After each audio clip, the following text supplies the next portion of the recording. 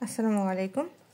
আজকে আমরা অন্ত আণবিক বল কাকে বলে এবং অন্ত আণবিক বলের প্রকারভেদ এবং তাদের বৈশিষ্ট্য সম্পর্কে আলোচনা করার চেষ্টা করব।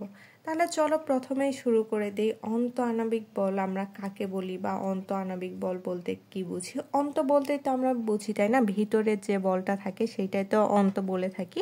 তাহলে যে বল দুই বা ততোধিক পরমাণুর মধ্যে দুইটা পরমাণু হতে পারে বা তার অধিক কোনো একটা পরমাণুর মধ্যে আমাদের রাসায়নিক বন্ধনের মাধ্যমে গঠিত হয়। আমরা জানি যে রাসায়নিক বন্ধন অনেক ধরনের হতে পারে। এই যে রাসায়নিক বন্ধন গঠনের মাধ্যমে আমাদের দুইটি পরমাণুর ভেতরে কাজ করছে। আমরা আগেই বললাম যে অন্ত বলতে ভেতরে কাজ করা, তাহলে এটা ভেতরের দিকে কাজ করবে, তাকে আমরা অন্ত আণবিক বল বলে থাকি। তাহলে আমাদের দুই বা তার অধিক পরমাণু নিয়ে কাজ করছে এবং এরা রাসায়নিক বন্ধন গঠনের মাধ্যমে তাদের মধ্যে বা ভিতরে কাজ করছে, তাকে আমরা অন্ত আণবিক বল বলে থাকছি। এ বল রাসায়নিক বন্ধন সৃষ্টি করে। আমাদের অন্ত আণবিক যে বলটা রয়েছে, এটা আমাদের রাসায়নিক বন্ধন গঠনের ক্ষেত্রে খুবই কার্যকরী একটা উপাদান। এখন আসি যে অন্ত আণবিক বলের প্রকারভেদ।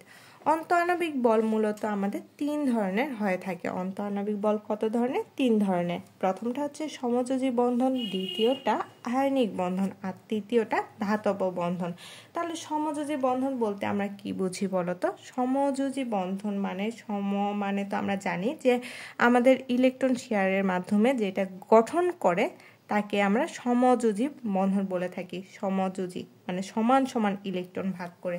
তাহলে এখানে কি হচ্ছে যে দুইটা পরমাণু ইলেকট্রন যুগল ভাগাভাগি করে। এই যে আমাদের সমযোজী বন্ধনের মধ্যে উদাহরণ হিসাবে আমরা দিতে পারি অক্সিজেন, বা হতে পারে পানি, বা হতে পারে মিথেন ইত্যাদি। এখানে আমাদের কি হয় বলতো? ধরে নাও যে আমাদের এখানে একটা অক্সিজেন আছে, এখানে একটা অক্সিজেন আছে।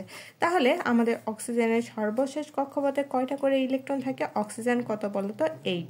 যদি 8 হয় তাহলে এটা যদি ইলেকট্রন বিন্যাস করি সেক্ষেত্রে 1s2 2s2 2p4।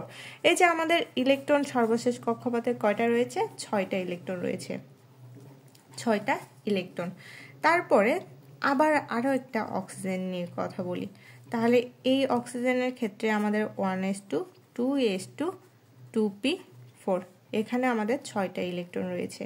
বা আমরা যদি এইটুকু নিয়ে কথা বলি, এখানে p4, এখানেও p4, তাই না? যদি এখানে p4 আর এখানে p4, এই দুইটা কি করবে? এরও কয়টা ইলেকট্রনের দরকার? 8টা হইতে গেলে এর 2টা ইলেকট্রনের দরকার। বা এখানেও আমাদের এই অক্সিজেনের 2টা ইলেকট্রনের দরকার। এখানে এই অক্সিজেন কি করবে? একে একটা ইলেকট্রন দিবে, বা আমাদের এই যে এই অক্সিজেনকে একটা ইলেকট্রন দিবে, আর এখান থেকে এই অক্সিজেনও তাকে একটা ইলেকট্রন দিবে। এই যে ইলেকট্রন দেনা বা নেওয়ার মাধ্যমে, দেওয়া একজন দিচ্ছে আর একজন নিচ্ছে, বা দুজনের দেওয়া নেওয়া করছে, এক্ষেত্রে দুজনেই কিন্তু উপকৃত হচ্ছে। এই যে আমাদের এইটাই হচ্ছে সমযোজী বন্ধন। আবার হতে পারে আমাদের পানির ক্ষেত্রে কি ঘটে বলতো? ধরে নাও যে এই যে আমাদের হাইড্রোজেনের একটা ইলেকট্রন দেওয়ার মাধ্যমে আমাদের মূলত কাজটা কি? মূলত কাজ হচ্ছে প্রতিটা পরমাণু তাদের স্থিতিশীলতা অর্জন করতে চায়। এখন এই স্থিতিশীলতা অর্জনের ক্ষেত্রে তারা কি করে? কাউকে ইলেকট্রন দেয় বা কারো থেকে ইলেকট্রন নেওয়ার মাধ্যমে তারা স্থিতিশীল অবস্থা প্রাপ্ত হয়। এই সমযোজী বন্ধনের মধ্যে কি হয়? দুইটি পরমাণু ইলেকট্রন যুগল ভাগাভাগি করে। ধরে নাও যে আমার দরকার 100 টাকা। আমার কত দরকার? 100 টাকা। আমরা আছি দুইজন মানুষ। এই দুইজন মানুষ কি করবে? 50-50 দিয়ে এই 100 টাকা পূরণ করবে। তাহলে এই যে আমাদের দুজনে মিলে কি করলাম? 50-50 করে টাকা শেয়ার করে নিলাম। 50-50 মিলিত হয়ে 100 তৈরি করলো। এটাই হচ্ছে আমাদের সমযোজী বন্ধন, মানে সমান সমান ভাগে বিভক্ত হয়ে তারা দুইজনে উপকৃত হচ্ছে, এটাই সমযোজী বন্ধন। তাহলে অন্ত আণবিক বলের মধ্যে যেটা পড়ে সেটা আমাদের সমযোজী বন্ধন। তারপরে আসি আয়নিক বন্ধনের ক্ষেত্রে। আয়নিক বন্ধন বলতে আমরা কি বুঝি বলতো? এক পরমাণু ইলেকট্রন দান করে এবং অন্য পরমাণু ইলেকট্রন গ্রহণ করে যে বন্ধন গঠন করে তাকে আমরা আয়নিক বন্ধন বলে থাকি। যেমন হতে পারে সোডিয়াম ক্লোরাইড, বা হতে পারে পটাশিয়াম ব্রোমাইড ইত্যাদি। তাহলে আয়নিক বন্ধন বলতে আমরা কি বুঝি বলতো?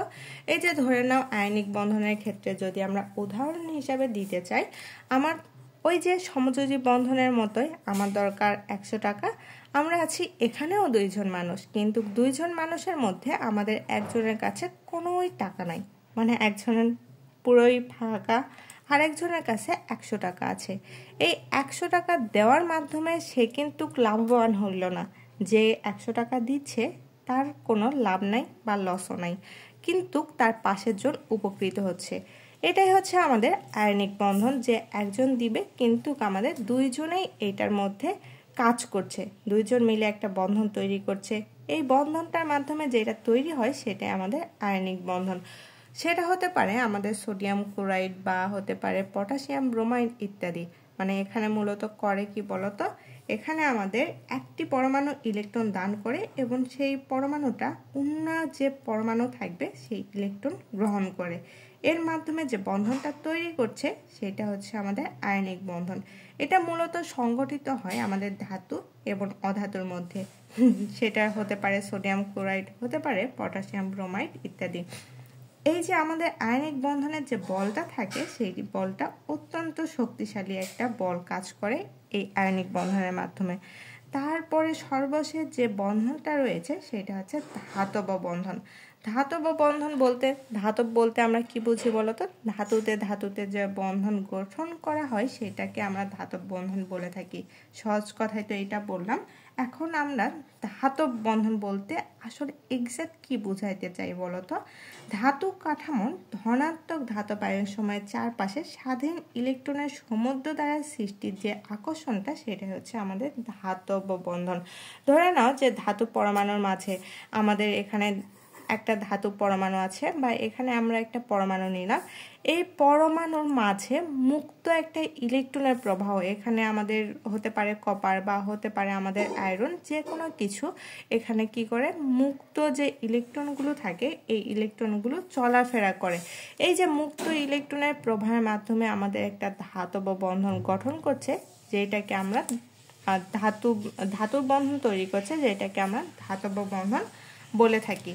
হতে পারে সেটা আমাদের অ্যালুমিনিয়াম বা কপার বা আমাদের আয়রন, এইসব ধাতুতে আমাদের ধাতব বন্ধন তৈরি করে। তারপরে আসি বৈশিষ্ট্যর ক্ষেত্রে। আমাদের এই যে আমাদের ধাতব বন্ধন বা অন্ত আণবিক বন্ধনের কি কি বৈশিষ্ট্য থাকতে পারে বলতো। এই অন্ত আণবিক বলের অভ্যন্তরীণ যে আকর্ষণ বলটা সেটা রয়েছে। এখানে অণুর অভ্যন্তরীণ আকর্ষণীয় শক্তিশালী বল বলতে আমরা কি বুঝি বলতো, একটি অণুর ভিতরে পরমাণুগুলো যে শক্তিশালী আকর্ষণ বল একসাথে আটকে রাখে সেটাকে আমরা রাসায়নিক বন্ধন বলে থাকি। এটা আমাদের অণুর ভিতরে কাজ করে। তাহলে আমাদের অন্ত আণবিক আকর্ষণের মধ্যে আমাদের কি আছে, একটা তীব্র আকর্ষণ বল আছে, যেটার মাধ্যমে আমাদের অণুতে আটকে রাখে বা পরমাণুতে আটকে রাখে। তারপরে যেটা রয়েছে সেটা হচ্ছে রাসায়নিক বিক্রিয়ার মাধ্যমে ভাঙে বা গঠিত হয়। আমাদের যখন কোনো একটা রাসায়নিক বিক্রিয়া ঘটে তখন পূর্ণ যে বন্ধনগুলো সেগুলো ভেঙে যায়।